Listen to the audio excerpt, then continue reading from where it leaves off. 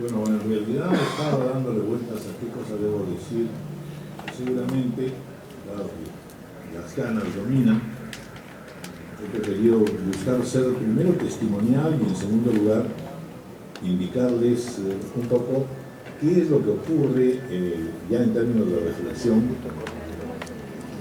con la cosa cotidiana de todos los días, y entonces uno percibe muchas cosas del país que no son solamente la parte triunfalista, sino una serie de problemas y efectos que evidentemente tienen significación en el terreno económico y sobre todo en el terreno político.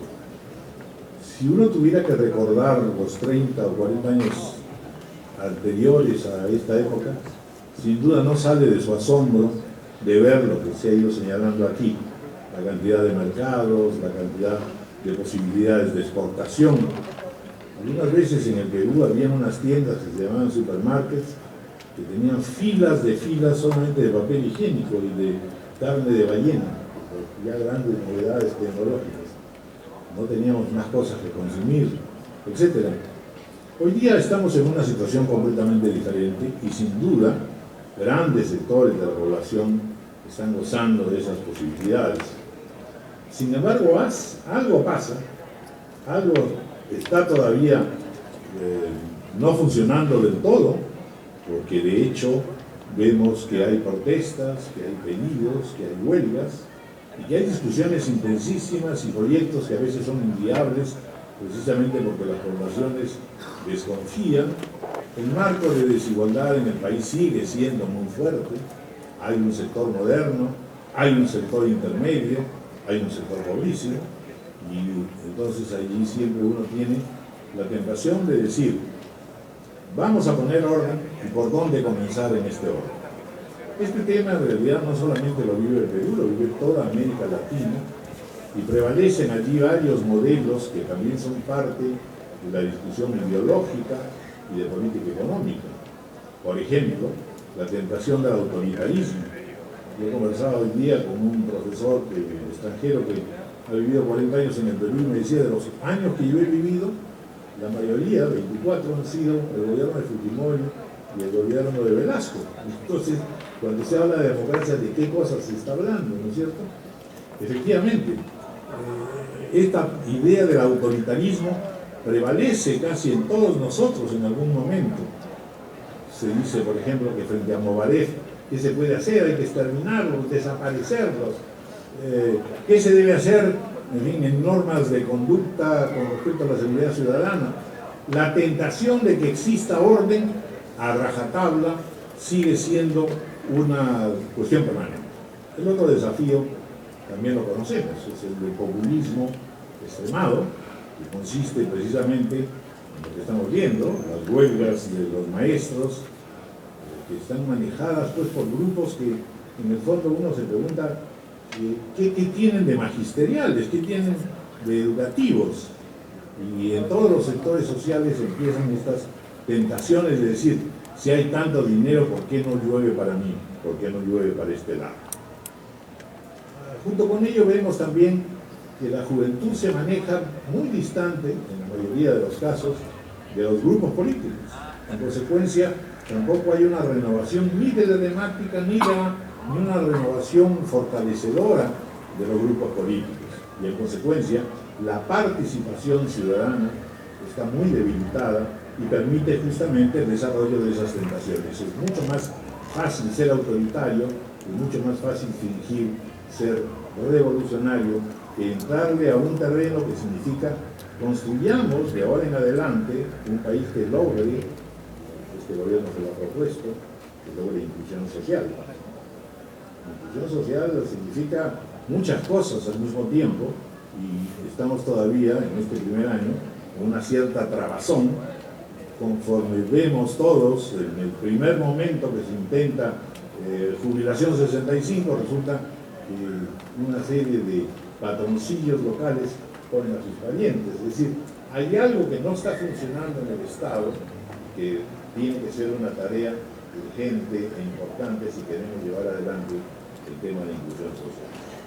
El otro aspecto que en realidad también es fundamental es el considerar que los servicios sociales, salud y educación, todavía están muy retrasados. En el caso de la educación, el esfuerzo tiene que ser mayúsculo. No solamente es un problema de sueldo de maestros, sino fundamentalmente de qué ideas tenemos que podemos avanzar. Los ejemplos que se han dado en Chile, los ejemplos que se han dado en China, para hablar de todas las posibilidades, son que el enorme esfuerzo tiene que ser un esfuerzo de cambio de contenidos, de cambio de profesorado y finalmente de utilización plena de recursos que hoy día felizmente la tecnología nos permite.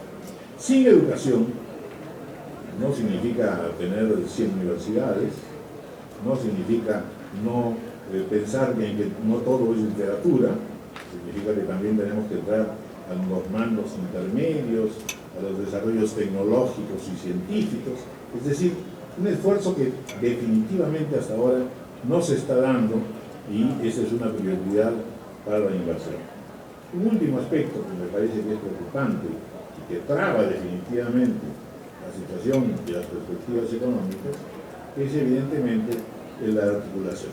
Durante muchos años hemos hablado, ahora está de moda hablar de inclusión social. Antes los términos eran vamos a tratar de la reforma del Estado. Nos hemos llenado la boca durante varios años con la necesidad y el imperio de la reforma del Estado.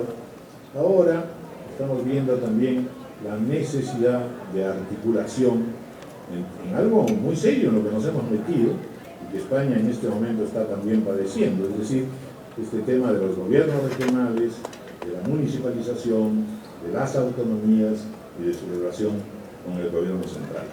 En verdad, somos un país que carece, en definitiva, de una articulación razonable en términos de gobierno, porque el municipio, porque gobiernos regionales son gobiernos, sin embargo, no se sienten como gobierno y incluso en algunos casos apuestan más bien a ser opositores.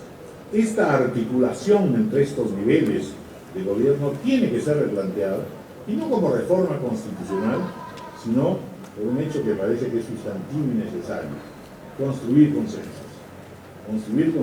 en firme, construir consensos que signifiquen hablar con todo realismo de algunas cosas que son necesarias y sobre las cuales los grupos políticos, los grupos sociales pueden converger en plenitud y seguramente también democráticamente. Por allí entonces todos estos énfasis que en el fondo no son económicos, que son una forma de destrabar esencialmente todavía los frenos y un poco las discordancias que nosotros observamos en términos económicos en el Perú.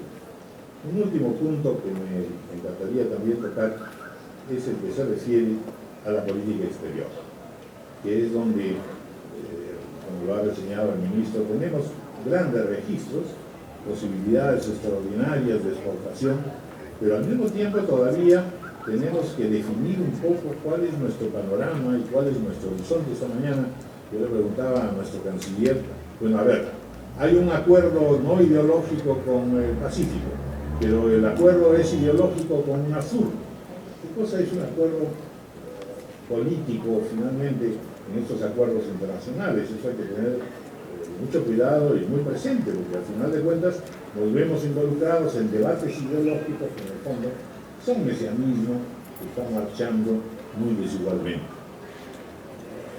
El último asunto lo vamos a ver en los próximos días cuando converse con el ministro de Economía en una entrevista, porque efectivamente allí todos los que pertenecemos un poco a los sectores medios sentimos que todavía no está claro por qué no todo el mundo tributa.